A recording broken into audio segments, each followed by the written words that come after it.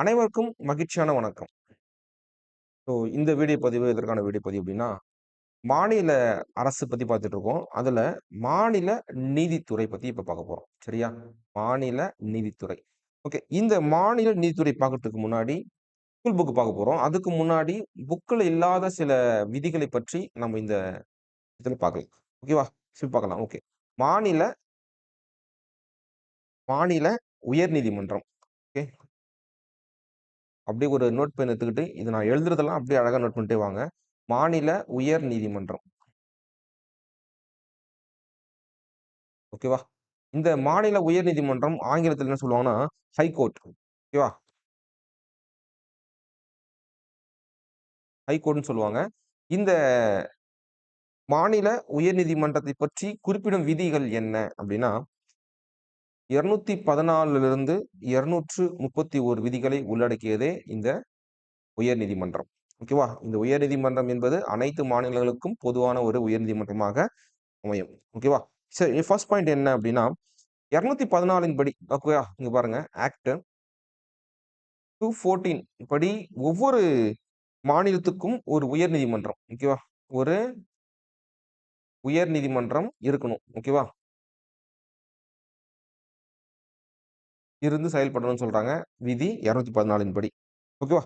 இந்த உயர் நீதிமன்றங்கள் எப்படி தோற்றுவிக்கப்பட்டு சொல்லிட்டு பார்த்தோம் அப்படின்னா, 1861ல ஒரு விக்டோரியா ராணியினுடைய அ சட்டம் ஒண்ணு வெளிய வருது. அந்த சட்டத்துக்கு பேரு தான் இந்திய கவுன்சில். ஓகேவா? Council act. கவுன்சில் சட்டம் 1861ல வெளிய வரும். ஆனா, அ எப்போ அது வந்து நடைமுறைப்படுத்துவாங்கன்னா, 1862ல நடைமுறைப்படுத்துவாங்க. என்னத்த நடைமுறைப்படுத்துறாங்க அப்டின்னா, அ சென்னை சென்னை, மும்பை மற்றும் கல்கத்தா போன்ற இடங்கள்ல உயர் நீதிமன்றத்தை அமைக்க அவங்க வந்து ஆர்டர் குடுக்குறாங்க. பர்மிஷன் தராங்க. ஓகேவா? உயர் நீதிமன்றம் அமைக்க விக்டோரியா மகாராணி அவர்கள் என்ன பண்றாங்க அப்டின்னா, பர்மிஷன் குடுக்குறாங்க. ஓகேவா? இதுதான் வந்து இப்டிதான் தோன்றுச்சு. அடுத்த பாயிண்ட் என்ன சொல்லிட்டு பார்த்தோம் அப்டின்னா, லைக் 1950க்கு அப்புறம் தான் 1950க்கு அப்புறம் அ பல உயர்நீதிமன்றங்கள் தோற்றுவிக்கப்பட்டது. சரியா? பல உயர்நீதிமன்றங்கள் தோற்றுவிக்கப்பட்டது. அ பிளஸ் அண்டை மாநிலங்களுக்கும் உயர்நீதிமன்றமாக விளங்கியதுன்னு சொல்றாங்க. அடுத்து என்ன பார்த்தோம் அப்டின்னா, ஒரு மாநிலத்தில உயர்ந்த அதிகாரங்களை கொண்ட ஒரு அ நீதி அதிகாரம் கொண்ட ஒரு அமைப்பு. ஓகேவா? மாநிலங்கள்ல உயர்ந்த நீதி அதிகாரம் கொண்ட கொண்ட ஒரு அமைப்பு தான் இந்த உயர்நீதிமன்றம். ஓகேவா? என்ன விஷயம் அப்டின்னா, இதுல ஒரு விஷயம் இருக்கு. அதாவது ஒரு மாநிலத்துக்கு ஒரு உயர்நீதிமன்றம் இருக்கு, செயல்படும்னு சொல்றாங்க. இப்போ ஒரு சட்ட திருத்தம் கொண்டு வராங்க. என்ன சட்ட திருத்தம்னா, 1956 7வது சட்ட திருத்தத்தின்படி என்ன பண்றாங்க அப்டின்னா, ஒரு உயர்நீதிமன்றத்தை 1 அல்லது 2 மாநிலங்களும் பிளஸ் ஓகேவா? ஆ மாநிலங்கள் 1 அல்லது 2 மாநிலங்கள் மற்றும் யூனியன் பிரதேசம்.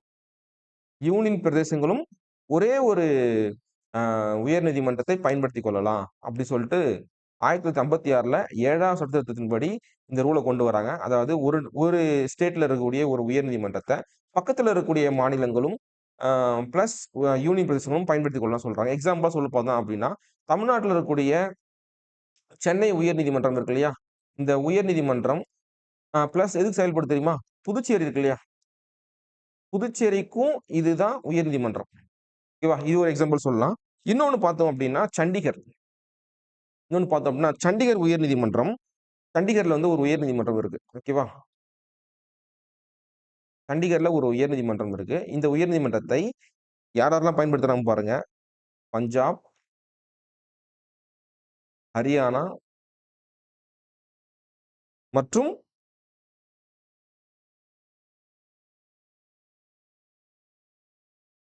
பஞ்சாப், ஹரியானா மற்றும் இன்னும் ஒரு ஸ்டேட் வருமே. இருங்க பார்க்கலாம்.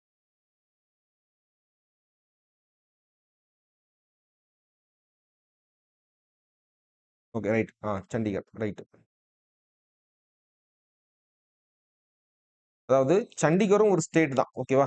ஆ சண்டிகர் வந்து தலைநகரம்னு சொல்லுவாங்க. இங்க இருக்கக்கூடிய ஒரு உயர்நீதிமன்றத்தை பஞ்சாப் பயன்படுத்துறாங்க, ஹரியானாவும் பயன்படுத்துறாங்க. ஓகேவா? இது போல ஒரு எக்ஸாம் சொல்றாங்க. அதே போல கவுஹாத்தி உயர்நீதிமன்றம். ஓகேவா? கவுஹாத்தி அப்படி உயர்நீதிமன்றம் ஒண்ணு இருக்கு. இந்த உயர்நீதிமன்றத்தை வடகிழக்கு மாநிலங்களான ஒரு 7 ஸ்டேட் வந்து பயன்படுத்துறாங்க. இது வந்து நம்ம லிஸ்ட்ல இப்ப பார்க்கலாம். புக்ல பார்க்கும்போது பார்த்துக்கலாம். சரியா? அது மட்டும் இல்லாம இன்னொரு முக்கியமான பாயிண்ட் என்ன அப்படின்னா, ஒரு யூனியன் பிரதேசம் தனக்கென ஒரு உயர்நீதிமன்றத்தை கொண்டுள்ள ஒரே யூனியன் பிரதேசம் பார்த்தீங்கன்னா டெல்லி. ஓகேவா? நீங்க பார்த்திருப்பீங்க. அ உயர் நீதிமன்றங்கள் எல்லா ஸ்டேட்ல தான் இருக்கும். ஆனா, டெல்லி ஒரு யூனியன் பிரதேசம். ரைட்டா? யூனியன் பிரதேசம். இந்த டெல்லியில ஒரு உயர் நீதிமன்றம் இருக்கு. அப்போ ஒரு யூனியன் பிரதேசம் உயர் நீதிமன்றத்தை கொண்டுள்ளது என்று எந்த மாநிலம், எந்த யூனியன் சொல்லிட்டு கேட்டாங்க அப்படின்னா, அது டெல்லி. ஓகேவா? இது ஒரு முக்கியமான பாயிண்ட். இத ஞாபகம் வச்சுங்க. நெக்ஸ்ட் என்ன சொல்லிட்டு பார்த்துடலாமா? அடுத்து முக்கியமான விதிகள் பத்தி பார்க்க போறோம். என்ன விதிகள் அப்படின்னா, தகுதிகள். ஒரு நீதிபதி ஆவதற்கான தகுதிகள் என்ன?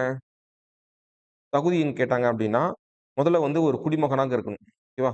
குடிமகனாக இருக்கணும். இன்னொன்னு பார்த்தோம் அப்படின்னா, 10 ஆண்டுகள். ஓகேவா? 10 ஆண்டுகள் நீதிபதி நீதிபதி அல்லது கீழ்நிலை நீதிமன்றங்கள்ல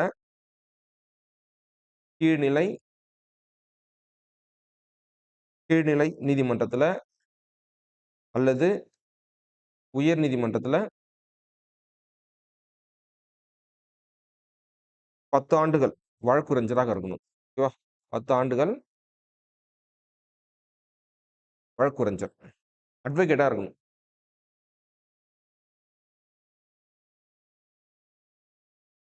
புரிஞ்சுச்சா? அதாவது ஃபர்ஸ்ட் ஒரு இந்திய குடிமகனா இருக்கணும். 10 ஆண்டுகள் நீதிபதி. ஓகேவா? 10 ஆண்டுகள் நீதிபதியாக இருக்கணும். அப்படி இல்லன்னா, கீழ்நிலை நீதிபதி கீழ்நிலை நீதிமன்றங்கள்ல அல்லது உயர் நீதிமன்றங்கள்ல 10 ஆண்டுகள் வந்து வழக்குரைஞரா பணி செஞ்சிருக்கணும். இது ஒரு ரூல்ஸ்ன்னு சொல்றாங்க. இப்படி பணிக்காலம் என்ன சொல்லிட்டு பார்த்தோம் அப்படின்னா, பணிக்காலம் ஓகேவா? உங்கள் பணிக்காலம் என்பது ஓய்வு பெறும் வயது 60 என குறிப்பிடப்பட்டுள்ளது. ஓகேவா? 60 இப்போ வந்து 62ன்னு சொல்லியிருக்கிறாங்க. எப்பன்னு பார்த்தீங்க அப்படின்னா, 15வது சட்ட திருத்தம். ஓகேவா? 15த் சட்ட திருத்தத்தின்படி 1963ல 62 வயது என மாற்றப்படுகிறாங்க. இதுவே சுப்ரீம் கோர்ட் ஓகேவா? உச்ச நீதிமன்றத்திற்கு எவ்வளவு வயது அப்படின்னா 65. இது ஞாபகம் வச்சுங்க. முக்கியமான ஒரு விஷயம். ஓகேவா? அடுத்த பாயிண்ட் என்ன இது அப்படின்னா, பதவி நீக்கம். ஓகேவா? பதவி நீக்கம் எப்படி சொல்றாங்க அப்படின்னா,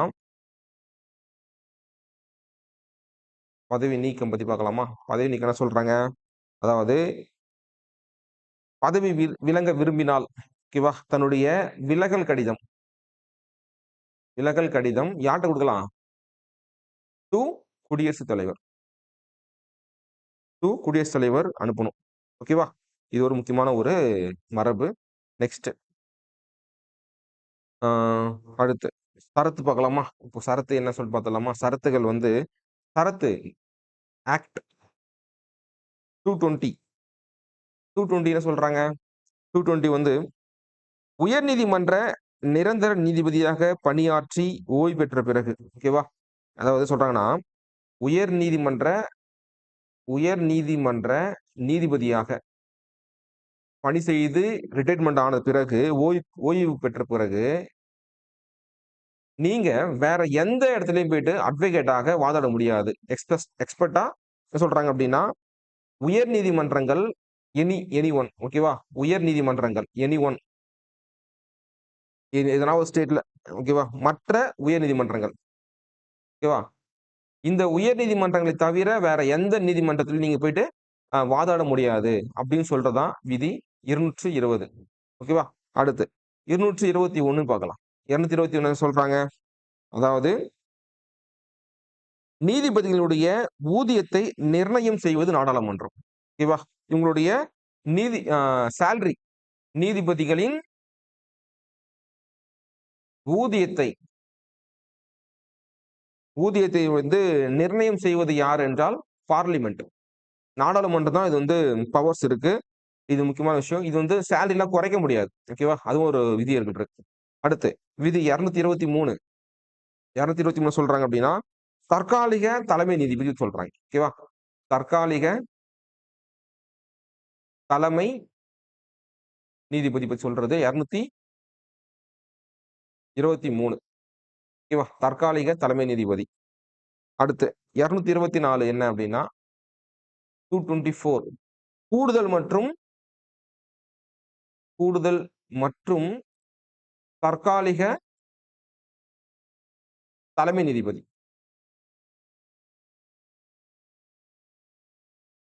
இது சொல்றது 224. ஓகேவா? இது முக்கியமான ஒரு விஷயம். நீங்க பார்த்துக்கணும். இந்த விதிகள் எல்லாம் ரொம்ப ரொம்ப இம்பார்ட்டன்ட். அடுத்து பார்த்தீங்க அப்படின்னா 224A 224A என்ன சொல்றாங்க அப்படின்னா ஓய்வு பெற்ற நீதிபதியில் நியமிப்பது. ஓய்வு பெற்ற நீதிபதிகளை நியமித்தல்.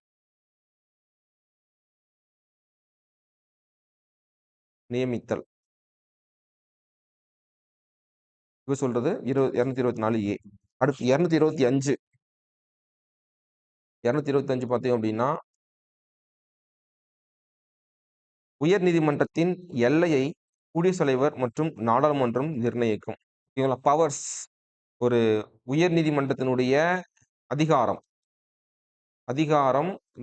எல்லையை நிர்ணயிப்பது யார் என்றால் பிரசிடென்ட் மற்றும் நாடாளுமன்றம். சொல்றது 225. அடுத்து முக்கியமானது 226. இந்த விதி வெரி வெரி இம்பார்ட்டன்ட். ஏன் அப்படின்னா நீதி பேராணைகளை வெளியிடும் ஒரு அதிகாரம் உயர் நீதிமன்றத்திற்கு. ஓகேவா? அதாவது உயர் நீதிமன்றங்கள் நீதி பேராணைகளை வெளியிடலாம். எந்த விதிப்படினா 226 படி நீதி பேராணைகள். ஓகேவா? நீதி பேராணைகள் எத்தனை வகை இருக்கு அப்படின்னா 5 டைப்ஸ் இருக்கு. அதை பத்தி பார்க்கலாம். நீதி பேராணைகள் உயர் நீதிமன்றம் எதன் அடிப்படையில் வெளியிடலாம் அப்படின்னா 226. ஓகேவா? ரைட். நிறைய இருக்கு இன்னும் கொஞ்சம் இதுல.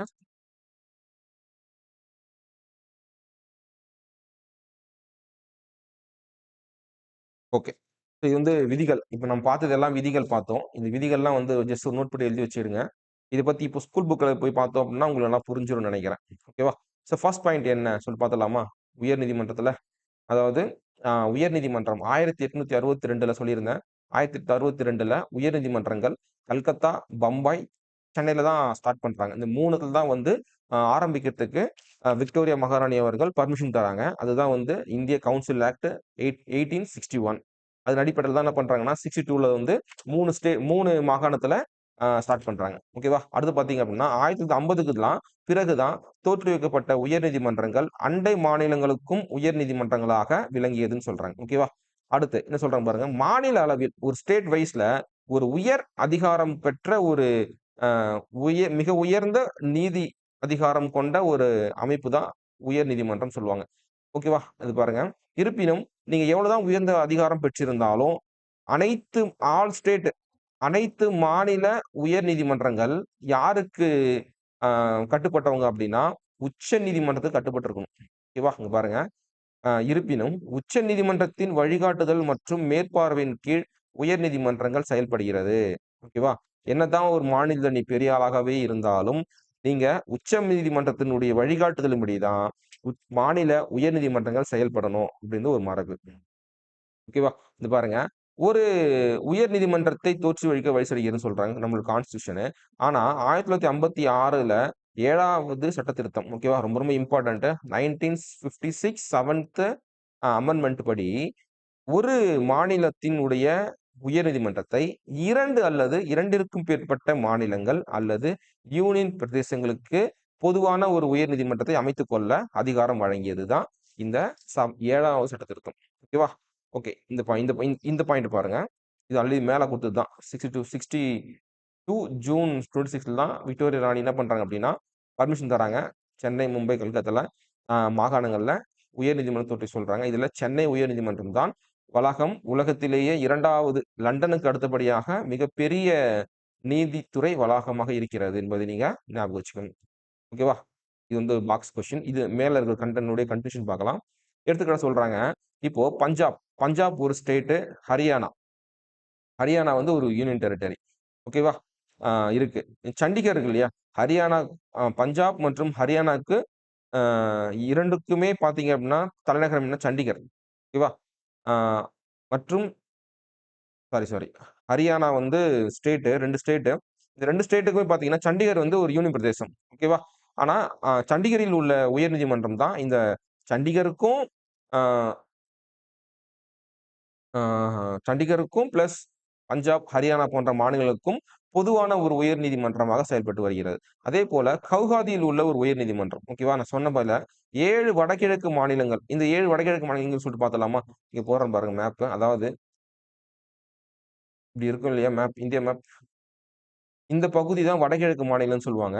ஓகேவா? இந்த வடகிழக்கு மாநிலங்கள்ல எங்க இருக்கு அப்டின்னா, இந்த கவுஹாத்தி நீதிமன்றம், இந்த கவுஹாத்தி உயர்நீதிமன்றத்தை எத்தன ஸ்டேட் பயன்படுத்திக் கொள்கிறார்கள் பார்த்தோம் அப்டின்னா, அசாம், நாகாலாந்து, மணிப்பூர், மிசோரம், மேகாலயா, திரிபுரா, அருணாச்சல பிரதேசம் போன்ற 7 ஸ்டேட்டுமே என்ன பண்றாங்க அப்டின்னா, அந்த ஒரு அ உயர்நீதிமன்றத்த தான் மேல்முறையீட்டு நீதிமன்றமாக பயன்படுத்திக் கொள்கிறாங்க. அதேபோல டெல்லி ஒரு மாநிலமாக இல்ல. அது வந்து ஒரு யூனியன் பிரதேசம். இருந்தாலும் தனக்கென ஒரு உயர்நீதிமன்றத்தை கொண்டுள்ளது. அப்போ ஒரு யூனியன் பிரதேசம் அ தனக்கென ஒரு உயர்நீதிமன்றத்தை கொண்டுள்ள ஒரு யூனியன் பிரதேசம் எதுவென்று கேட்டால், அது டெல்லி. ஓகேவா? ஆ, நீதிமன்றம் என்பது ஒரு உயர் நீதிமன்றம் இருக்குன்னா, ஒரு தலைமை நீதிபதி மற்றும் பல நீதிபதிகளை கொண்டிருக்கும். ஓகேவா? நல்லா புரிஞ்சுங்க. ஒரு ஒரு ஒரு ஹை கோர்ட் இருக்கு அப்டின்னா, ஒரு தலைமை நீதிபதி இருப்பாங்க. அவங்களுக்கு கீழ பல இணை நீதிபதிகள் இருப்பாங்க. ஓகேவா? அதுதான் வந்து ப்ரொசீஜர். ஓகேவா? அடுத்து பார்க்கலாம். ஆ அந்த எண்ணிக்கை இருக்கு இல்லையா? இப்போ அ ஒரு தலைமை நீதிபதி இருக்காரு.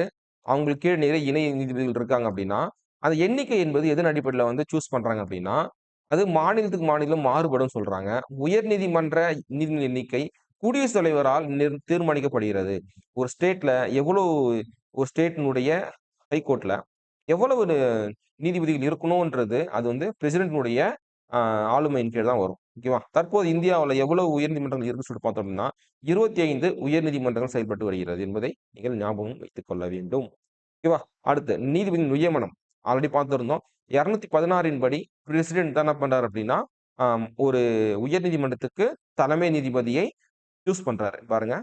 குடியரசுத் தலைவர் தான் நியமனம் செய்கிறார். ஓகேவா? ஆனா இவங்களுக்கு குடியரசுத் தலைவர் எப்படி நியமனம் பண்றாருன்னா, கொலிஜியம் குழு. ஓகேவா? கொலிஜியம் குழுவின் பரிந்துரையின்படி தான் இவரு சூஸ் பண்ணுவார். ஞாபகம் வச்சுங்க. ஓகேவா? உயர்நீதிமன்றத்தின் வரையறைகள். ஸோ இது ரொம்ப ரொம்ப இம்பார்ட்டன்ட். ஒரு உயர்நீதிமன்றம் எவ்வளவு தனக்கேயான வரையறை, நீதி வரையறை, ஒரு பவர்ஸ் இதுல கொண்டு வரும்ன்னு சொல்லி பார்த்தலாம். ஃபர்ஸ்ட் ஹெட்டிங் என்ன அப்டின்னா, தனக்கே உரிய நீதி வரையறை. தனக்கே உரிய நீதி வரையறைன்னா, இது பாருங்க இந்த சென்னை, மும்பை, கல்கத்தா இந்த 3 ஆ ஹைகோர்ட் என்ன சொல்றாங்க அப்டின்னா, தங்களுக்கான தங்களுக்கான நீதி வரையறையை அதிகாரங்களுடன் மேல்முறையீட்டு வழக்குகளை விசாரிக்கும் அதிகாரங்களையும் பெற்றுள்ளது.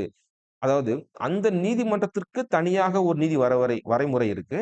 பிளஸ் மேல்முறையீட்டு நீதிமன்றமாகவும் அது செயல்பட்டு வருகிறதுன்னு சொல்றாங்க.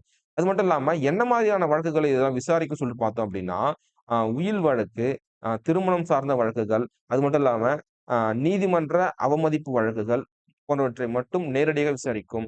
மாகாணங்கள்லாம் இருக்கு இல்லையா? மாகாணம்னா மாவட்டங்கள்னு சொல்லுவாங்க. இப்ப மாவட்ட நீதிமன்றம், மாவட்ட சார்பு நிலை நீதிமன்றம் நெறைய இருக்கும். அப்போ ஒரு மாகாண நீதிமன்றத்துல ஒரு சிவில் கேஸ் சிவில் கேஸ்னா பணம் சம்பந்தப்பட்ட விசாரணை எவ்வளவுக்கு விசாரிப்பாங்க அப்படின்னா, ரூபாய் 2000 மற்றும் அதற்கு மேற்பட்ட தொகை மதிப்புடைய வழக்குகளை குற்றவியல் வழக்கு. குற்றவியல் என்பது என்னன்னா, அம் சிவில் கேஸ்ன்னு சொல்லுவாங்க. ஓகேவா? வழக்குகளை தனக்கே உரிய நீதிவரையை பயன்படுத்தி மாகாண நீதிபதிகள் விசாரிக்க முடியும். மாகாணம்னா ஒரு மாவட்ட அளவிலான ஒரு குற்றத்துல ரூ. 2000 மேற்பட்ட தொகை மதிப்புடைய ஒரு நீதி குற்றவியல் வழக்குகளை அந்தந்த மாவட்ட நீதிபதிகள் விசாரித்துக் கொள்றதுக்கு பர்மிஷன் உண்டு, அதிகாரம் உண்டுன்னு சொல்றாங்க. ஓகேவா? அடுத்து மேல்முறையீட்டு நீதிவரை. அதாவது உயர்நீதிமன்றமே தங்களுடைய மேல்முறையீட்டு நீதிமன்றம்னு சொல்றாங்க. ஒரு ஸ்டேட்னுடைய உயர்ந்தபட்ச மேல்முறையீட்டு நீதிமன்றம் எதுன்னா, அது வந்து உயர்நீதிமன்றம் தான். ஓகேவா? அப்போ அந்த உயர்நீதிமன்றத்துல என்ன மாதிரியான வழக்குகள் விசாரிக்கலாம் அப்டின்னா, உரிமையியல் நீதிமன்றம், குற்றவியல் நீதிமன்றம்னு சொல்லுவாங்க. ஓகேவா? உரிமையியல் நீதிமன்றம், குற்றவியல் நீதிமன்றங்கள். ஓகேவா? ரைட். ஆனா சரி இங்க உரிமையியல் பண்ணலாம். Civil and law and order பண்ணலாம். ஆனா, ராணுவ தீர்ப்பாயங்கள் கீழ் வரும் ஆயுதம் சார்ந்த வழக்குகளை விசாரிக்க உயர் நீதிமன்றத்திற்கு அதிகாரம் கிடையாது. ராணுவ நீதிமன்றம் சொல்லி தனியா இருக்கு. அந்த நீதிமன்றங்கள் தான் வந்து அதை விசாரிப்பாங்க. உயர் நீதிமன்றங்கள் விசாரிக்க மாட்டாங்க. ஓகேவா? ஞாபகம் வச்சுங்க. அடுத்து பேராணை அதிகாரம். ஓகேவா? இது ஆல்ரெடி சொல்லியிருக்கேன். 226 226 இந்த இந்த number very very important. 226 act. இந்த ஆக்ட் படி உயர்நீதிமன்றம் ரிட்ன்னு சொல்லுவாங்க. நீதி பேராணைகளை வெளியிடும் ஒரு அமைப்பாக செயல்படுகிறது. ஓகே. இப்போ நீதி பேராணை பத்தி பார்க்கலாம். அதாவது ஒரு உச்ச நீதிமன்றம், உயர் நீதிமன்றம். உச்ச நீதிமன்றம் மற்றும் உயர் நீதிமன்றம். இந்த உச்ச நீதிமன்றமானது விதி 32 படியும், உயர் நீதிமன்றமானது 226 படியும், ஆ நீதிமன்றப்படியும் பாருங்க, நீதி பேராணைகளை வெளியிடலாம். ஓகேவா? இது ரொம்ப ரொம்ப இம்பார்ட்டன்ட். நோட் பண்ணி வச்சுடுங்க. ஓகேவா? என்னன்னு சொல்லிட்டு பார்த்துடலாமா? அதாவது ஆ இந்த இந்த ரிட்ன்னு சொல்லக்கூடிய இந்த நீதி பேராணைகளை எப்படிப்பட்ட சூழ்நிலையில் வழங்க முடியும் சொல்றேன் பாருங்க. கீழ் பாருங்க, நீதி பேராணைகளை வெளியிட உயர் நீதிமன்றத்திற்கு வழங்கிய அதிகாரம் பெரிதாகும். அடிப்படை உரிமைகள் மீறப்பட்டால் மட்டுமே தான் இந்த ரிட் பயன்படுத்தப்படும். ஓகேவா? அடிப்படை உரிமைகள் மீறப்பட்டால் மட்டுமே உச்சநீதிமன்றம் இவைகளை வெளியிடும். உயர்நீதிமன்றம் இது போன்ற வழக்குகளில் மட்டுமின்றி சாதாரண சட்டமீறலுக்கும் நீதி பேராணை வெளியிட முடியும்னு சொல்றாங்க. உச்சநீதிமன்றம் ஆ சுப்ரீம் கோர்ட் வந்து அடிப்படை உரிமைகள் பாதிக்கப்படும் போது மட்டும் தான் 32 பயன்படுத்தி இந்த ரிட்ட வந்து வெளியிடுவாங்க. ஆனா உயர் நீதிமன்றமானது சொல்றாங்கன்னா, ஆ இது போல அடிப்படை உரிமைகள் பாதிக்கப்பட்டாலும் பிளஸ் சாதாரண சட்ட மீறலுக்காகவும் நீதி பேராணை வெளியிட முடியும் அப்படின்னு சொல்றாங்க. ஓகேவா? அப்போ நீதி பேராணை வகைகள் பார்த்தோம் அப்படின்னா, ஃபர்ஸ்ட் ஒன் ஆட்கொணர்வு நீதி பேராணை. ஆட்கொணர்வு நீதி பேராணை, ஹேபியஸ் கார்பஸ்ன்னு சொல்லுவாங்க. செகண்ட் பேராணை பார்த்தீங்கன்னா, கட்டளையுறுத்தும் நீதி பேராணை, மேண்டமஸ். ஓகேவா? மேண்டமஸ். 3வது பார்த்தோம் அப்படின்னா, தடையுறுத்தும் நீதி பேராணை, அ புகி புரோஹிபிஷன் சொல்லுவாங்க. அடுத்து 4த் ஒன் அ தகுதி தகுதி வினவும் நீதி பேராணை, quo warranto. ஓகேவா? quo warranto அப்படின்னு சொல்லுவாங்க. அடுத்து பார்த்தீங்கன்னா, ஆவண கேட்பு நீதி பேராணை, செர்ச்சோரியடே அப்படின்னு சொல்லுவாங்க. அது வந்து ஆவண கேட்பு நீதி பேராணை. இதெல்லாம் வந்து நம்ம வந்து படிச்சிருப்போம். அ அடிப்படை உரிமைகள் பத்தி படிக்கும்போது விதி 32ல பார்த்திருப்போம். ஓகேவா? அடுத்து பாருங்க. மேற்பார்வை அதிகாரம். மேற்பார்வைன்னா, அ ஒரு ஒரு ஒரு ஒரு மாநிலத்தில உயர்ந்தது இதுதானே. ஒரு மாநிலத்தில உயர்ந்த நீதி அதிகாரம் கொண்டது உச்ச நீதிமன்றம். சாரி, உயர் நீதிமன்றம். அப்போ அந்த உயர் நீதிமன்றம் அந்த மாநிலத்துக்கு கீழ உள்ள பல மாவட்டங்கள் இருக்கும். அந்த மாவட்டத்துக்குள்ள இருக்கக்கூடிய நீதிமன்றங்களை கண்காணிக்கும் ஒரு அமைப்பு. அதை அதை என்ன பண்றாங்க? மேற்பார்வையிடும் ஒரு அமைப்பாகவும் உயர்நீதிமன்றம் செயல்படுது சொல்றாங்க. ஆனா என்ன சொல்றாங்கன்னா, ராணுவ நீதிமன்றத்திலாம் பண்ண முடியாது அப்படின்னு சொல்றாங்க. ஓகேவா? ராணுவ நீதிமன்றத்தை தவிர மற்ற சார்பு நீதிமன்றங்கள் தீர்ப்பாயங்களை மேற்பார்வையிடலாம். உயர்நீதிமன்றங்கள். ஓகேவா? அது ஏன்னு சொல்லிட்டு பார்த்துடலாமா? ஓகேவா? இது ரொம்ப ரொம்ப ஈஸி தான். இந்த கன்டென்ட் அங்க படிச்சிருங்க. கீழ் நீதிமன்றங்களில் கொடுக்கப்படும் அதிகாரங்களை திரும்ப பெறும் அதிகாரம், பொது சட்டங்கள் மற்றும் பரிந்துரைக்கப்பட்ட படிவங்கள் மூலம் பயிற்சி மற்றும் நடவடிக்கைகளை ஒழுங்குபடுத்த ஓர் ஆணையை வெளியிட செய்தல், பரிந்துரைக்கப்பட்ட முறைகளில் கீழ் நீதிமன்றங்கள் புத்தகம், பதவிகள், கணக்குகளை பராமரித்தல், ஷெரீப் எழுத்தா எழுத்தா அ எழுத்தர்கள், அலுவலர்கள் மற்றும் சட்ட வல்லுநர்கள் ஆகியோருக்கான கட்டணத்தை செலுத்துதல் போன்றவற்றை குறித்தும் தீர்மானித்தல். இந்த 4 டைப்ஸ் இருக்கு இல்லையா? இதெல்லாம் யார் வெளியிடுவாங்க அப்படின்னா, மாவட்ட நீதிமன்றங்கள் மற்றும் சார்பு நீதிமன்றங்களுக்காக உயர் நீதிமன்றம் தான். அந்த மாநில உயர் நீதிமன்றம் தான் இது போன்ற செயல்பாடுகளை செய்யும். ஓகேவா? ஞாபகம் வச்சுக்கங்க. அடுத்து, கீழ் நீதிமன்றங்களை கட்டுப்படுத்துதல். இப்போ ஒரு மாவட்டத்தின் ஒரு ஒரு ஒரு ஒரு மாநிலத்தின் ஹெட் யாருன்னு பார்த்தீங்கன்னா, உயர் நீதிமன்றம். இப்போ அந்த மாநிலத்துக்கு மாவட்டத்துல அந்த மாநிலத்தில் இருக்கக்கூடிய மாவட்டங்களில் இருக்கக்கூடிய நீதிமன்றங்களை கட்டுப்படுத்துவது எல்லாமே அந்த உயர்நீதிமன்றம் தான். பாருங்க, மாவட்ட நீதிபதிகள் நியமனம் மற்றும் பதவி உயர்வு குறித்து ஆளுநரால் ஆலோசிக்கப்படுகிறது. ஓகேவா? அப்போ ஒரு ஸ்டேட்ல ஒரு மாவட்டத்துல ஒரு மாவட்ட நீதிபதி தான் பெருசா இருப்பார். ஓகேவா? அந்த மாவட்ட நீதிபதிகளுடைய நியமனம், அவங்களுடைய பதவி உயர்வு பத்தி ஆளுநருக்கு அந்த ஹைகோர்ட் உடைய ஜட்ஜ் என்ன பண்ணுவாருன்னா, ஒரு ஆலோசனை குடுப்பாரு. மாவட்ட நீதிபதிகளை தவிர மற்ற நீதி பணிகள் நியமனம் செய்வது குறித்து ஆலோசனை மேற்கொள்ளப்படுகிறது. ஓகேவா? அப்போ ஒரு மாவட்ட நீதிபதிகள் தவிர மற்ற நீதிபதிகள், இந்த சார்பு நிலை நீதிமன்றம் சொல்லுவாங்க, கீழ்நிலை நீதிமன்றம் சொல்லுவாங்க. அந்த நீதிமன்றத்துக்கெல்லாம் இவங்க தான் வந்து ஆட்கள சூஸ் பண்ணுவாங்க. ஓகேவா? உயர் நீதிமன்றம் நீதிபதிகளின் பதவி, நியமனம், பதவி உயர்வு, விடுமுறை, இடமாற்றம் மற்றும் ஒழுங்கு குறித்து விவாரிக்கிறது. இதுல சொல்றாங்க பாருங்க, மாவட்ட நீதிமன்றம் தவிர. மாவட்ட நீதிபதிகள் தவிர. அது பார்த்தீங்க அப்படின்னா, சார்பு நீதிமன்றங்கள், சார்பு நிலை நீதிமன்றங்கள்னா, அ அ சப் நீதிமன்றம் சொல்லுவாங்க. நிலுவையில் உள்ள வழக்கினை உயர்நீதிமன்றம் விசாரித்து, கணிசமான கேள்விகளை கேட்டு, குறுக்கு விசாரணை செய்வதால், வழக்கு தாமாகவே முடிவுக்கு வரும் அல்லது வழக்கின் தீர்ப்புடன் மீண்டும் சார் நீதிமன்றத்திற்கு அனுப்பப்படும். ஓகேவா? இது வந்து முக்கியமான பாயிண்ட். ஞாபகம் வச்சுக்க. இதெல்லாம் வந்து ரொம்ப டெப்த்தாலாம் கேட்க மாட்டாங்க. மேலோட்டமா தான் கேட்பாங்க. பயப்பட தேவையில்ல. உச்சநீதிமன்றம் இந்தியாவின் அனைத்து நீதிமன்றங்களும் கட்டுப்படுத்துவது போல, உயர்நீதிமன்றங்கள் சார்நிலை நீதிமன்றங்களை தனது ஆணையினால் கட்டுப்படுத்துகிறது. ஓகேவா? ஞாபகம் வச்சுங்க. எப்படி ஒரு ஒரு இந்தியாவுல அ உச்சநீதிமன்றம் ஓகேவா? உச்சநீதிமன்றம் இந்தியாவில் உள்ள அனைத்து உயர் நீதிமன்றங்களையும் கட்டுப்படுத்துகிறது. அதேபோல ஒரு மாநிலத்தில ஒரு உச்சநீதிமன்றமானது சாரி ம் உயர்நீதிமன்றம் ஒரு மாநிலத்தில் உள்ள உயர் நீதிமன்றமானது, அந்த மாவட்டத்தில் உள்ள சார் நீதிமன்றங்களை தன் ஆணையின் மூலம் கட்டுப்படுத்துகிறது. ஓகேவா? ஆவணம் இது வந்து இது பார்த்தீங்கன்னா ரொம்ப ரொம்ப இம்பார்ட்டன்ட். அது என்ன அப்டின்னா, ஆவணங்கள் பாதுகாப்பு பெற்றிடம். சொல்றேன் பாருங்க. உயர் நீதிமன்றத்தால் வழங்கப்பட்ட அனைத்து முடிவுகள் மற்றும் தீர்ப்புகள் அச்சடிக்கப்பட்டு, அ சான்றாதாரமாக இது எப்படி பிரிக்கலாம் அப்டின்னா, சான்று பிளஸ் ஆதாரம். சான்றாதாரமாக பாதுகாக்கப்படுகிறது. ஏன் அப்டின்னா, எதிர்காலத்துல கேள்வி எழுப்புவதற்காகவும், கடந்த கால தீர்ப்புகளை உதவுகிறது. இதனால் உயர்நீதிமன்றம் பதிவேடுகளின் நீதிமன்றமாக செயல்படுகிறது. புரியுதுங்களா? அதாவது இந்த உயர்நீதிமன்றத்துல வழங்கப்பட்டுள்ள ஒவ்வொரு முடிவுகளும், தீர்ப்புகளும் என்ன பண்றாங்க? பிரிண்ட் பண்ணி அத சேவ் பண்ணி வைக்கிறாங்க. எடுத்து வைக்கிறாங்க. ஏன் அப்டின்னா, எதிர்காலத்துல இந்த இந்த முடிவுகள் வந்து இதுக்கெல்லாம் ஒரு தீர்வு குடுக்கும். அதுக்காக. ஓகேவா? அடுத்து நீதி புனராய்வு அதிகாரம் அப்டின்னா ஆ என்பது மத்திய, மாநில அரசுகளுக்கு இயற்றும் சட்டங்கள் அரசியலமைப்புக்கு உட்பட்டதா? இல்லையா? என்பதை ஆலோசனை செய்யும் ஒரு அமைப்புன்னு சொல்லுவாங்க. ஓகேவா? அது பாருங்க. நீதி புலனாய்வு அப்டின்னா, மத்திய அரசும், மாநில அரசுக்கும் சட்டம் கொண்டு வராங்க அப்டின்னா, அந்த சட்டம் அரசியலமைப்புக்கு உட்பட்டதா? இல்லது முரண்பட்டதா? என்பதை ஆராய நீதிமன்றத்திற்கு வழங்கப்பட்ட ஒரு அதிகாரம். இந்த அதிகாரத்த புடுங்கிட்டானுங்க ஒரு முறை. புடுங்கிட்டு திரும்ப குடுத்தானுங்க. ஓகேவா? இப்ப பார்க்கலாம் இத பத்தி. ஓகேவா? இது பாருங்க. 226 படியும், 227 சட்டங்களின் படியும், உயர் நீதிமன்றத்தின் நீதி புலனாய்வு என்ற அதிகாரம் பற்றி வெளிப்படையாக கூறுகிறது. இங்க பாருங்க, 1976ஆம் ஆண்டு நிறைவேற்றப்பட்ட 42வது சட்ட திருத்தத்தின்படி, உயர் நீதிமன்ற நீதி புனராய்வு அதிகாரத்தை குறைத்தது மற்றும் தடை செஞ்சுட்டாங்க. இது இந்த மத்திய அரசும், இல்ல மாநில அரசும் சட்டம் கொண்டு வரும்போது, அது அ அடிப்படை சட்ட அரசியலமைப்பை பாதிக்கிறதா? இல்லையா? என்பதை ஆராய்வாங்க. அந்த பவர்ஸ் என்ன பண்ட்டானுங்களாம், இந்த 76ல புடுங்கிட்டு இருக்கானுங்க. நீக்கிட்டு இருக்கானுங்க. ஆனா 77 அடுத்த வருஷம் என்ன பண்ட்டானுங்க, 43 சட்ட திருத்தத்தின்படி திருத்தம் செய்ய திருத்தம் மீண்டும் உயர் நீதிமன்றத்திற்கு நீதி புனராய்வு அதிகாரத்தை வழங்கியது. அந்த எடுக்கப்பட்ட அதிகாரம் மீண்டும் வழங்கிட்டாங்க. எப்போ? 1977ல 43வது சட்ட திருத்தத்தின்படி. இது வந்து ஞாபகம் வச்சுக்கணும். ஓகேவா? இதெல்லாம் ரொம்ப இம்பார்ட்டன்ட்.